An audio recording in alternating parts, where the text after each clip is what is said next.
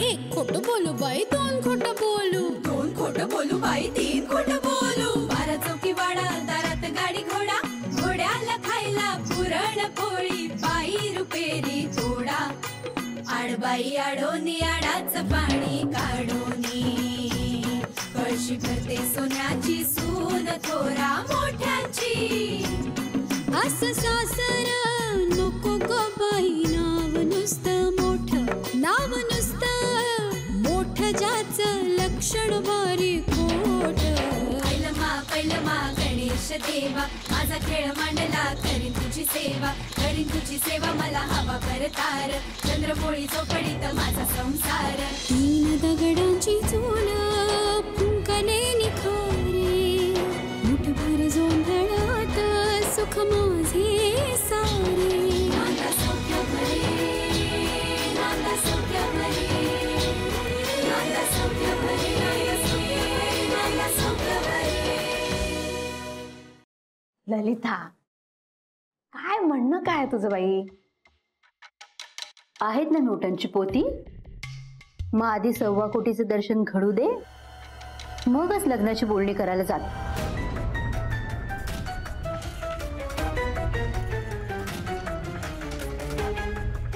काय ग बाई ललिता तू, मी पहिलेपासून सांगत होती की या मुलीच्या मागे लागू नकोस, आपण नीलसाठी दुसरी मुलगी शोधूया.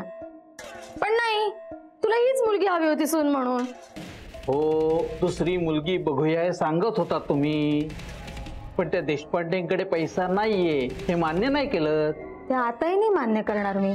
या हो ना, मग आणा काढून त्यांच्याकडनं 1.25 कोटी.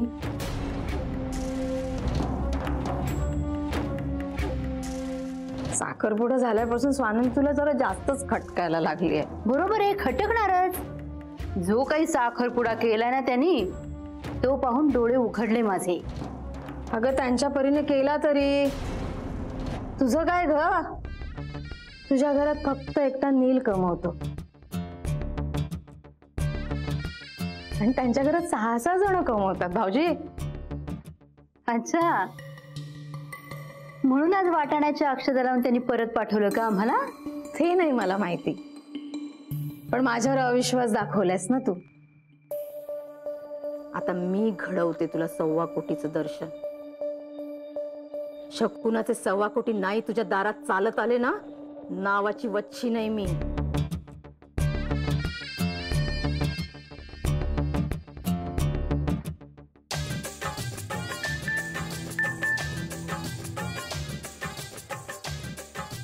ललिता, बँकेतनं मेसेज आलाय, 10 लाख रुपये ट्रान्सफर केलेत वसंतरावांनी माझ्या अकाउंट मध्ये.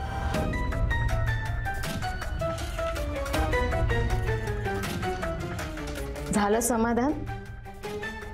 आता 10 लाख आलेत, तसे 1.25 कोटी सुद्धा चालत येतील तुझ्या दारापर्यंत.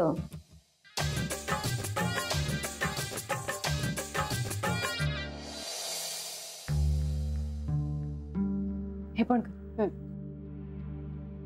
माझे सगळे कपडे चांगले, नीट लावून ठेवले की कसं शिफ्टिंग करताना नीट जात.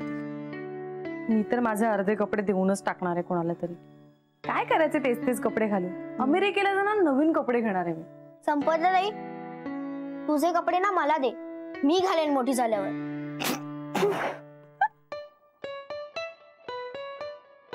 काय नाही अगं, ही मोठी होईपर्यंत हिला तंबू शिवावे लागतील. आनंदी ताई, ताई आणि जुईली, तू इथे लक्ष देऊ नकोस, अभ्यासात दे बघू. काकाने 2 दिवस आधी अभ्यास करायला आणलाय ना. पण मला राहायचं होतं मामाकडे. अगं 10वीची परीक्षा झाल्यावर जा ना. कसं आहे ना, आमच्या दोघींच्या लग्नात ना सगळे मजा करतील आणि तू अभ्यास करत बसशील. चालेल तुला? आणि तुझं काय ग, सतत मोबाईल मध्ये काय चाललंय मग आजपासून? फोन हातात घेतेस, ठेवतेस, काय करतेस? नाही ते मगाचपासून ना तिचं लक्ष फोन मध्येच आहे, मी बघतेय ना. गप्प बस. तिला गप्प करून काय होणार आहे स्वानंदी? मला कळतंय तू बेचैन आहेस. काय झालं? नील फोन नाही करत आहे का?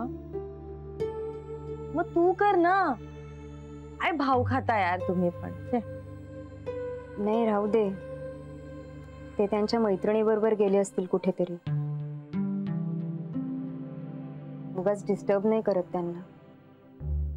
बरं बाई, त्यांना नको डिस्टर्ब करू, तू हो डिस्टर्ब. काय का स्वानंदीताई, तू असताना नील दादा त्याच्या मैत्रिणी बरोबर कसा जाऊ शकतो बाहेर? जरा गप्प बसा जुईली.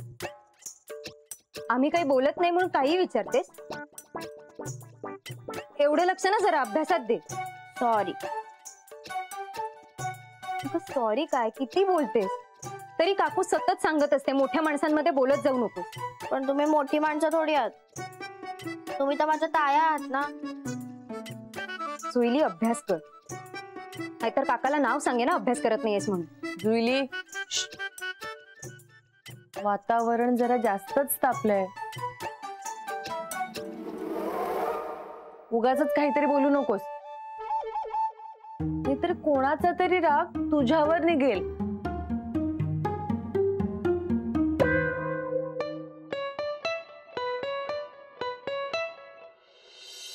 सानिया चल लवकर, देवीला कधी पोहोचणार आपण? उशीर होतोय. कमिंग. तू परत चॉकलेट्स विकत घेतले ना? बोलणार नाही मी तुझ्याशी आता. Shut up. चल आपण निघूया. ओ ताई देवीच्या नावाने काहीतरी दान धर्म करा ना. एक मिनिट, तुला पैसे हवेत का? मला नको, देवी समोर ठेवा ताई.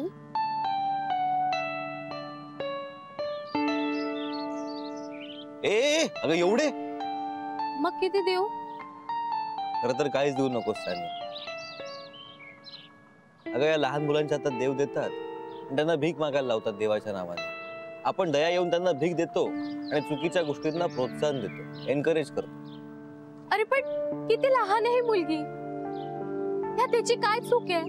अगं याची यात काही चूक नाहीये, पण याचं खूप मोठं नुकसान आहे या सगळ्यात. अगं तिला कोणीतरी सगळं बळजबरीने करायला लावतंय.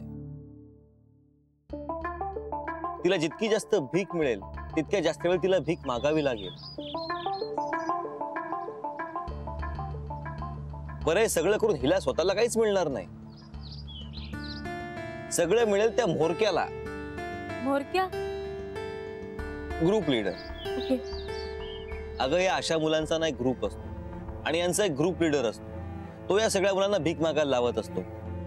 यांना अर्धपोटी ठेवू. बरं अर्धपोटी का? कारण भरल्या पोटी ही मुलं कळवळून भीक मागू शकणार नाही म्हणून. दादा बरोबर बोलतात, मला भूक लागली, मला द्या ना काहीतरी खायला. Oh God, this is ridiculous. कसे लोक असतात ना जगात.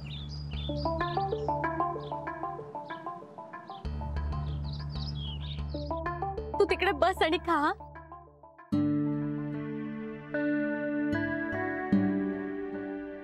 थँक्यू ताई. Oh my God, इंग्लिश बोलते. माझी आई होती ना तेव्हा मी शाळेत जायची आणि माझी आई काम करायची. मग आता आई काम नाही करत? मरून गेली ती, म्हणून मी हे काम करते.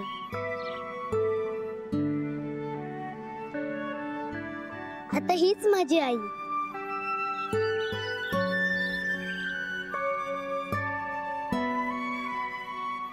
ताई तुम्ही पण हिला माथा टेका आणि हिचा आशीर्वाद घ्या.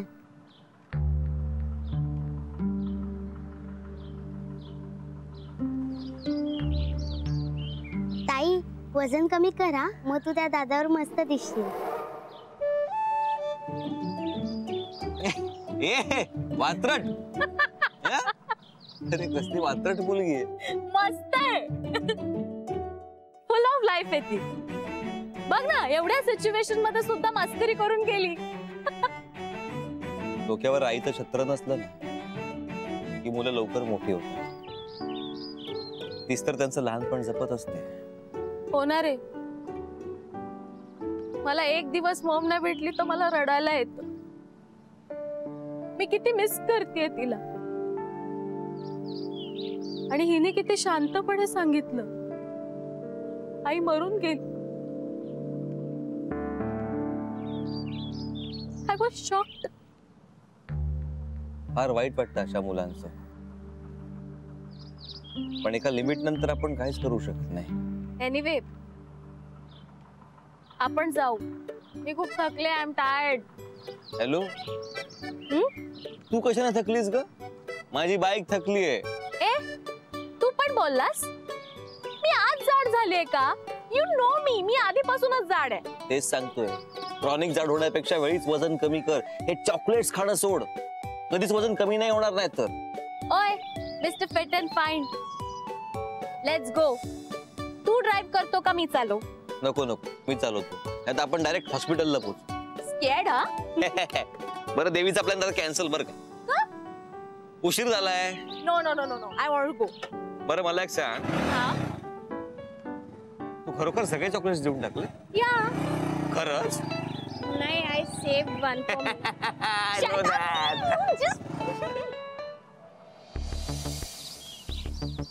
हा नील या अमेरिकन पुरीला घेऊन कुठे फिरतोय आणि तिच्या कपाळाला एक कुंकू कुठून लागलं असेल? मी चिपटून बसली त्याला खिदत. हा ललिताचा नवीन डाव तर नाही ना?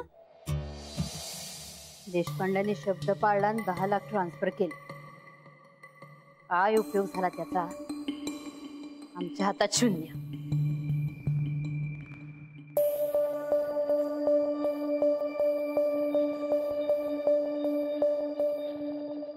काय झालं?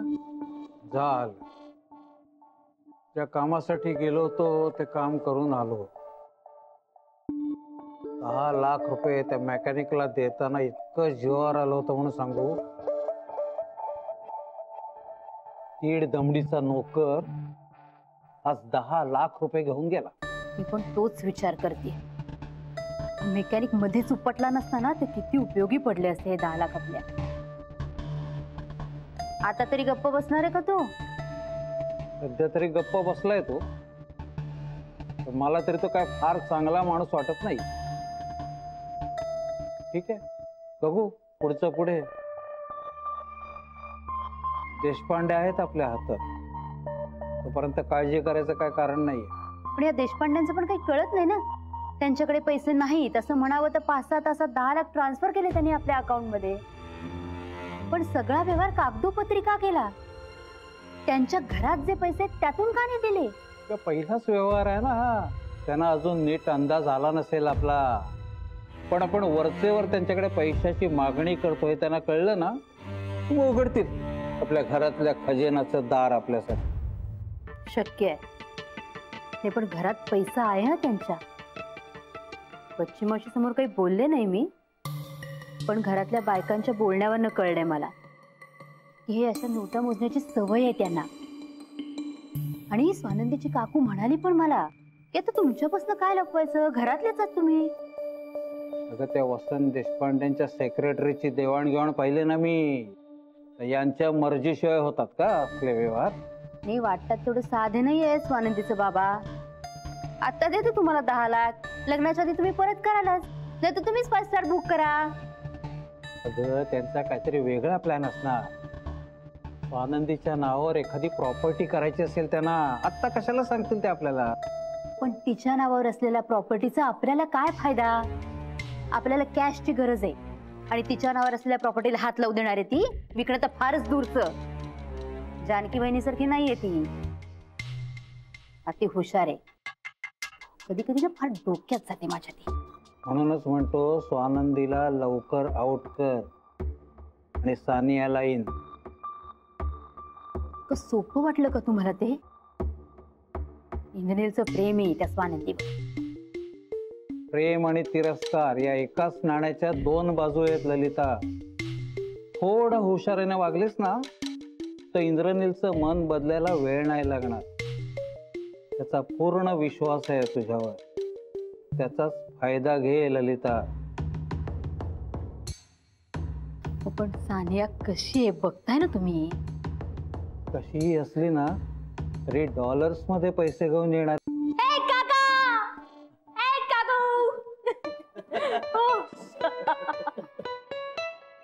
My God, I'm so tired. अगं काय झालं काय? आणि कुंकू कसलं कपाळाला? काकू मी आज खूप खुश आहे. आणि हे देवीचं कुंकू आहे. अच्छा अच्छा, म्हणजे देवळात जाऊन आलात का? अगं काही नाही आहे. काही बोलू नको, सगळं कळलंय आम्हाला. बाबा तुम्हाला काहीतरी चुकीचं कळलं. अहो झालं काय, मी घरी परत येताना मला रस्त्यात एक देवीच्या नावाने पैसे मागणारी मुलगी भेटली. तिच्या ताटात कुंकू होतं, ते लागलं हिच्या कपाळाला.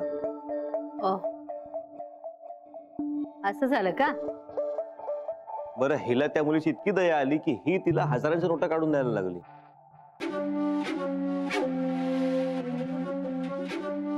मी थांबवलं म्हणून थांबली. 1000 रुपये म्हणजे काहीच नाही याच्यासाठी. हो ना. आणि अंकल ती मुलगी इतकी गरीब होती ना काकू. पण तरी 1000 रुपये द्यायचे. मग हिने हिच्या पर्समध्ये चॉकलेट्स दिले त्या मुलीला. ती इतकी खुश झाली की तिने आनंदाने ताट पुढे केलं, तिने डोक्याला लावलं आणि हिच्या कपाळाला कुंकू लागलं. असं झालंय का? मला वाटलं की काकू काकू एक मिनिट.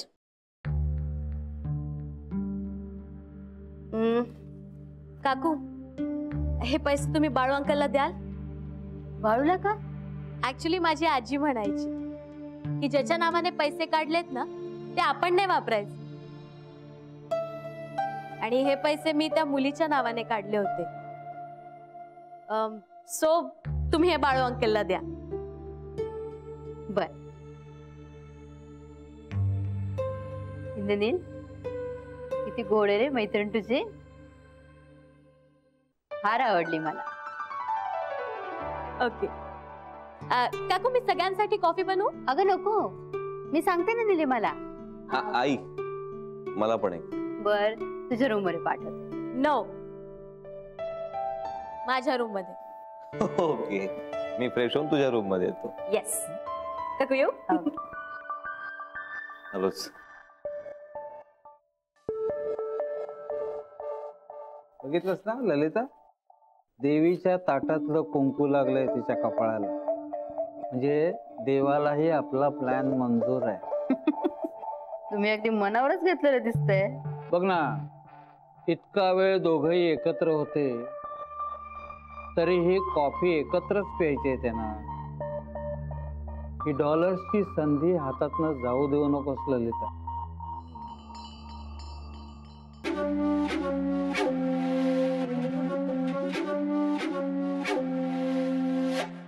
आनंदीला फोन कर.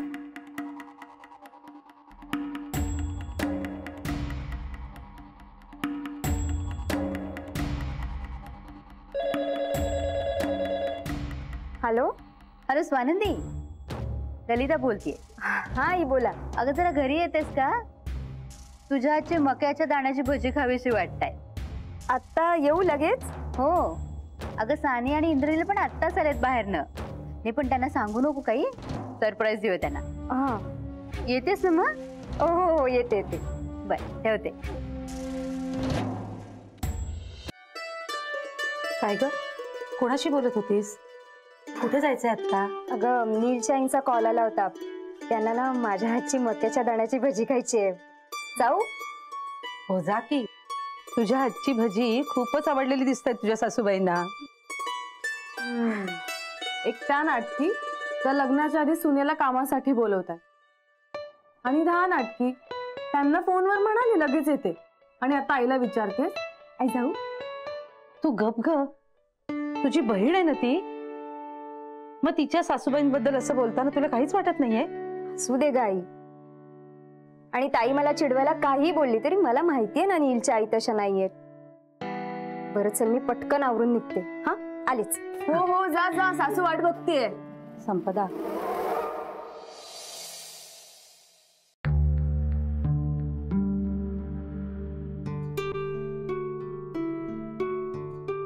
किती बोलतेय सानिया, अजिबात ऐकून घेत नाही. स्वानंदीला फोन करतो, ती वाट बघत असणार.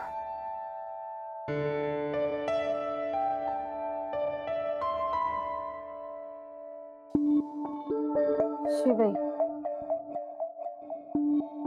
आनंदीचा फोन का लागत नाहीये? तिच्याशी बोलले असते तर जरा अंदाज आला असता. फोन बिझी, नंतर करतो.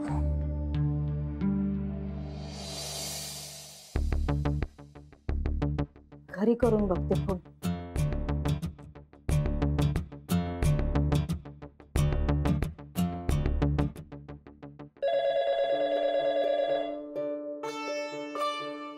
हॅलो. हा हॅलो आजी, वच्ची बोलते. काय ग बच्चे, काय झालं? नाही, मी आपल्या स्वानंदीला सहज फोन केला होता, लागत नाही हो, म्हणून म्हटलं घरी करून बघावं. अगं ती जागीरदारांकडे गेली आहे, तिच्या सासूने बोलवून घेतलंय ना. हो का? हा. अगं बाई, मग काळजीच मिटली. काही नाही, मी सहजच केलेला फोन. ठेवते आजी. बर ठेव.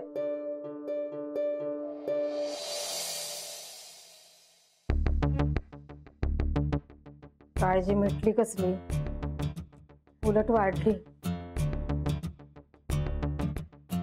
ललिताच्या मनात काय आहे ना कळतच नाही बाई. आई एकविरे, माझ्या स्वानंदीला शक्ती दे ग बाई, तिच्या पाठीशी उभी राहा. पुरीची परीक्षा सुरू झाली असं वाटतं.